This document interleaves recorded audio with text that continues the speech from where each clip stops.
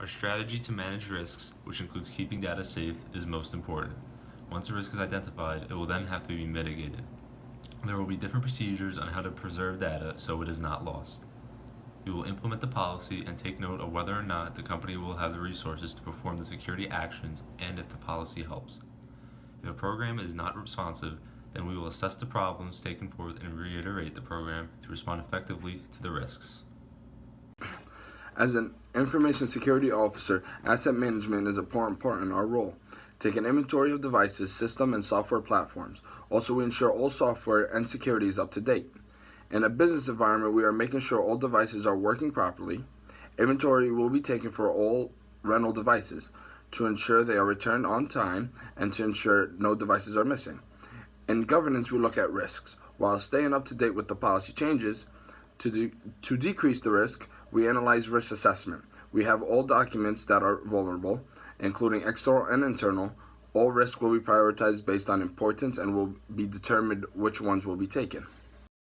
In regards to asset management, proper controls are needed to protect sensitive assets, as well as a cost estimate for mitigation and damage reduction proposals.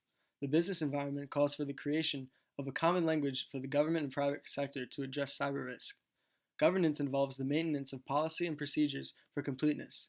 Risk assessment evaluates the size of threats and vulnerabilities and risk tolerances in a given environment while addressing the likelihood and impact of a cybersecurity event. Risk management seeks to improve the security and resilience of critical infrastructure. Most of the findings related to compliance within GNB will be the result of a gap analysis. By identifying policies, procedures, and governance and comparing them to industry standards and regulations, we can identify areas in need of improvement within GNB.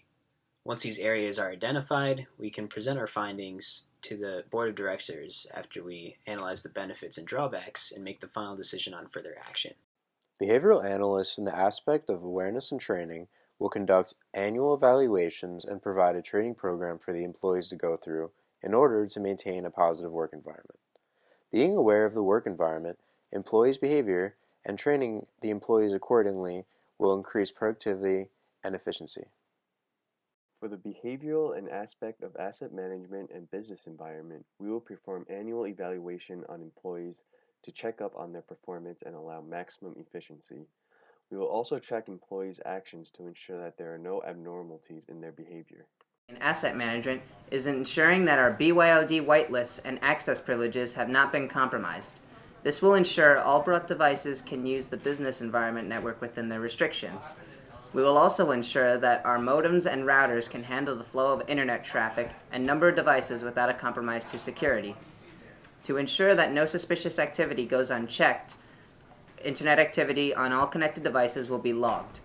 In the event of an emergency, we will have network shutdown procedures that can both completely shut down the servers or simply disconnect everything for the sake of investigation.